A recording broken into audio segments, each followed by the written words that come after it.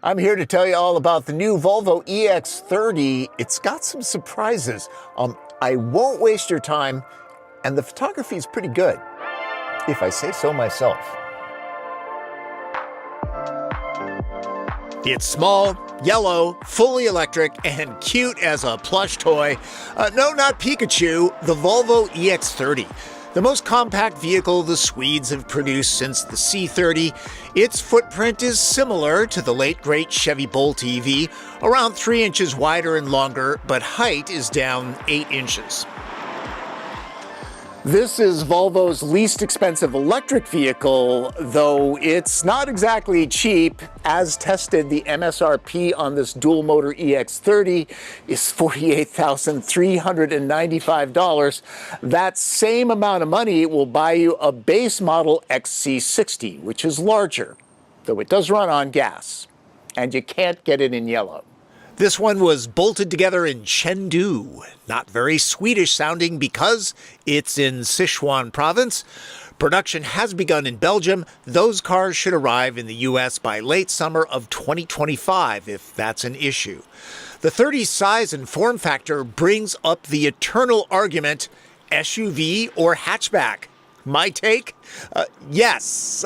Honestly, the two segments are blurred these days, and as long as it delivers functionality, does it matter? EX30 is one of those cars that kind of reads your mind. As you walk up to it, it wakes up, it unlocks itself. All you have to do is sit down, buckle up, and you're pretty much ready to go. There aren't very many hard buttons in this vehicle. The only real familiar control is the shift lever. And even then, it's kind of unusual. In order to get into cruise control, you have to hit drive twice. It's a single-speed transmission. For now, all US-bound EX30s move with dual-motor power that cranks out a maximum 422 horsepower and 400 pound-feet of instant torque. EX30 is a lightweight at 4,100 pounds, for an EV anyway. Everyone's favorite Pokemon stores energy in its rosy cheeks. Volvo chooses a 64 kilowatt-hour floor-mounted pack.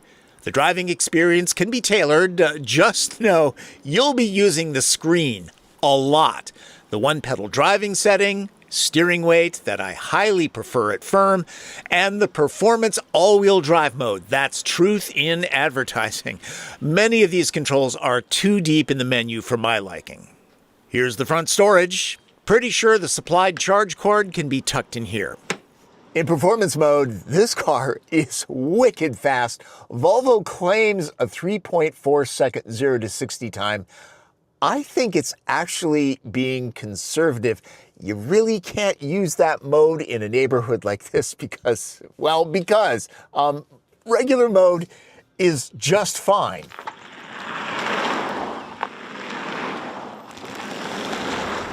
To throw out some technical jargon, this thing is snappy and zippy. If you were on a 2-lane highway and you needed to pass, no sweat. Even in normal mode, you wouldn't have to be in performance mode. Considering Volvo's safety reputation, loyalists might consider the 30 overmotored. But it's absolutely brilliant for snaking through city slog. In dense urban traffic, it squirts into openings like a caffeinated chihuahua. Driving dynamics. Certainly this does not lack for power. The suspension is on the firm side with a little bit of a springiness to the dynamic. Steering is kind of light, even in the heaviest setting. This all works great for the city. It's a joy to chuck into corners. On canyon roads, enthusiasts may not like it as much, partly because this has low rolling resistance tires, and they don't grip as well as performance tires, obviously. That's not the EX30's mission, though. It's all about conquering big city traffic, and I'm hard-pressed to come up with a better way to slice through the grind. It's like Ninja-esque, if I'm going to beat the Pokemon theme to death. Unlike Fiat 500e, it has 4 doors. The Volvo slips into parking spaces Ioniq 5 and Model Y will leave behind. Even in its most aggressive setting, the one-pedal driving dynamic isn't overly aggressive. It is fine, which brings me to the brake pedal modulation, switching from recuperation to the actual physical disc brakes. It's pretty smooth, nothing to complain about. Generally, short wheelbases like EX30s means a choppy, bucking ride over speed bumps and pavement heaves. Volvo engineers have tamed that dynamic as well as can be expected. The EPA rates the range of this particular EX30, 19-inch wheels and dual motors, at 253 miles. It's been in the low 60s, and during a mix of city and highway driving, I'm seeing around 230 miles of range before I want to juice up. Remember, at highway speeds, these are less efficient, the opposite of gas-powered cars. To the pint-sized Volvo's defense, I launched it hard whenever I could. As to price, it saves money by eliminating trips to Space Mountain. Visibility? Visibility is excellent in the EX30. A lot of cars can't say that these days. It's telling me to pay attention. Bringing up ADAS safety tech. Of course, this is a Volvo. It's stuffed with it. You've got automatic emergency braking for cars, pedestrians, bicyclists, large animals. There's blind spot warning, which Volvo actually invented. Plus, the semi-autonomous driving tech is pretty good.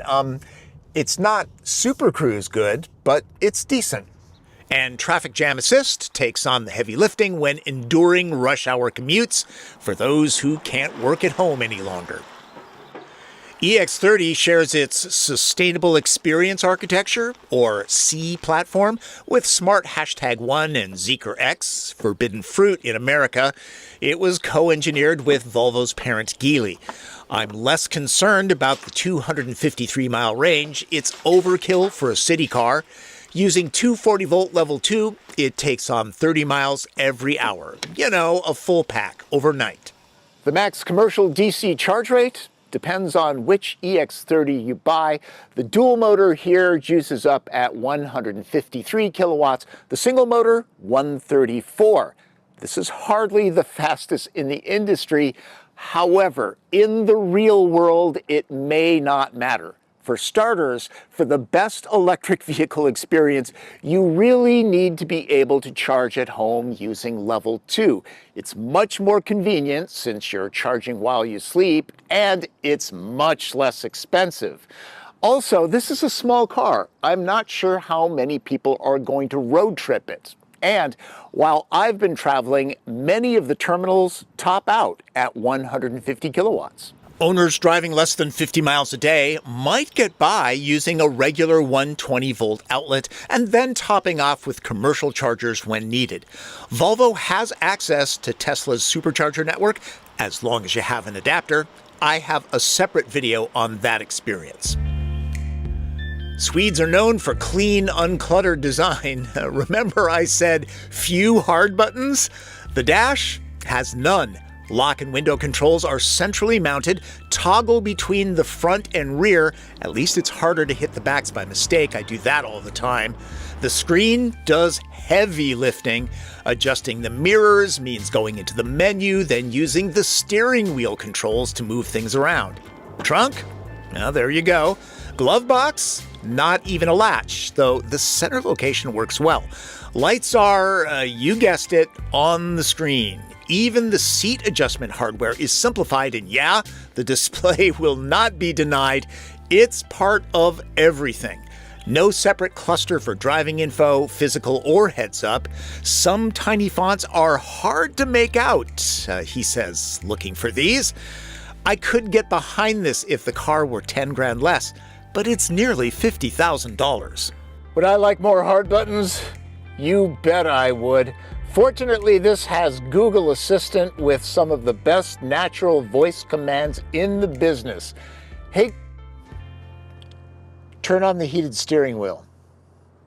Okay, turning on the steering wheel heater. See, you don't really need to interact with the screen. You just talk to the car. Hey, How much charge is left in the car? Your battery is at 88%. This really is very good. Let's throw it a Swedish curveball. Hey, I'm hungry for some lutefisk. Sorry, I don't understand. I don't understand either. Anyone who likes lutefisk. High-quality recycled plastics are easy on Mother Nature and your conscience. Metal door releases feel better than cars 3 times the price. Materials are creative. Between the wool blend fabric and flax-infused panels, I keep thinking Pee Wee Herman's suit. In a good way, Mr. Rubens was a snappy dresser. The famously supportive seats are heated, but not vented. The sound system is a Harman Kardon soundbar and pretty punchy, if lacking some spatial quality.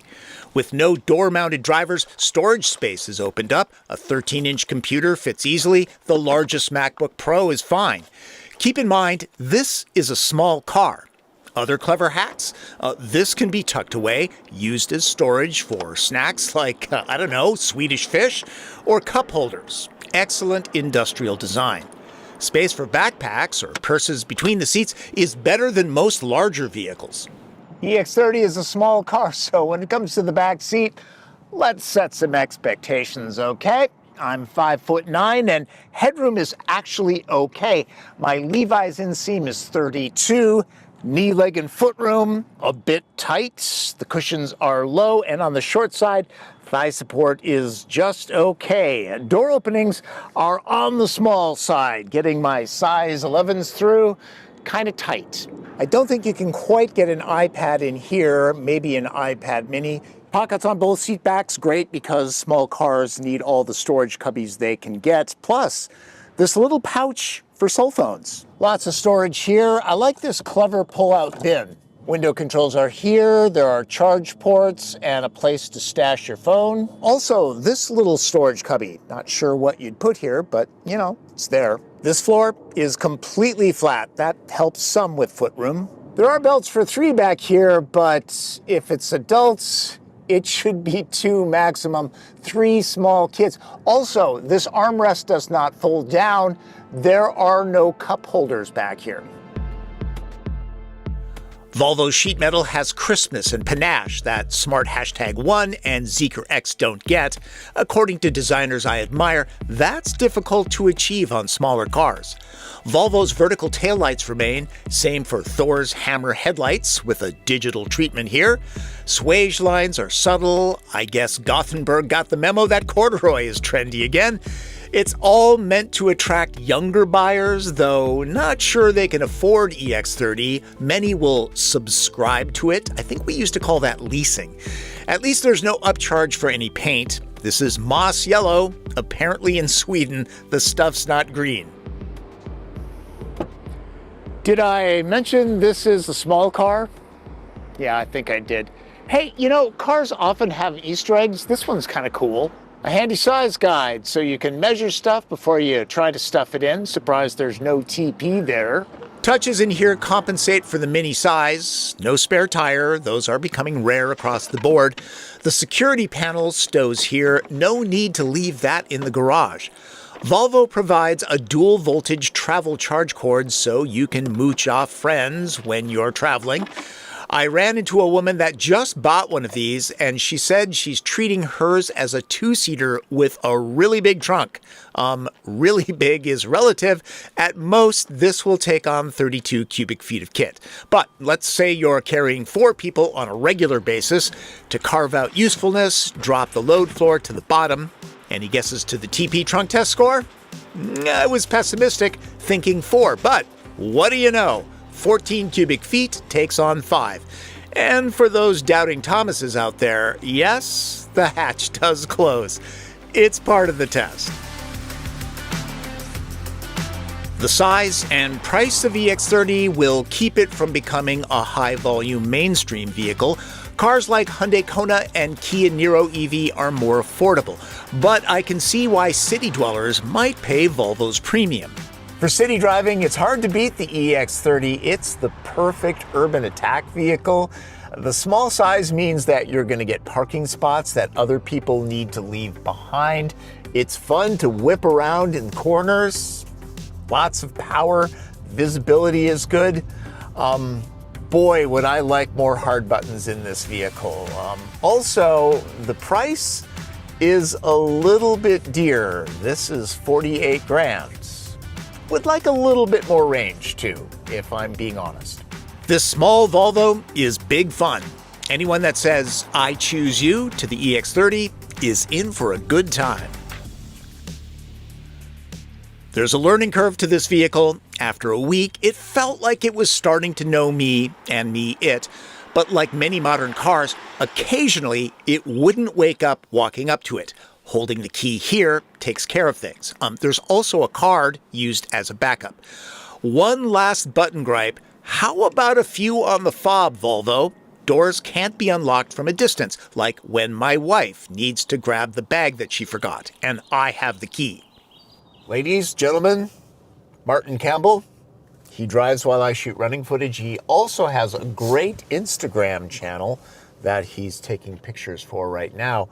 And I'm pretty sure that he's finally learned his channel name, right? No, not at all. That's what I have you. Marketing is important. Obviously, it's in the graphic. One day. To close out the Pokemon references, there's one called EV, perfect for an electric vehicle, especially since its ability is to run away. This thing is seriously fast. You're here at the end. I'm assuming you enjoyed the video, so why not subscribe? I know that's self-serving.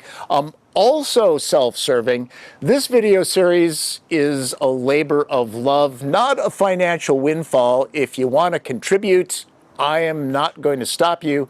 I prefer Venmo because YouTube takes 30% of super thanks. 30%. I think Visa only takes 4%. Is Google not making enough money? Apparently not. Anyways, if you want to follow me on social media, I'm on all the major platforms. And if you have a question, leave it in the comments, okay? That's Driven. I'm Tom Volk.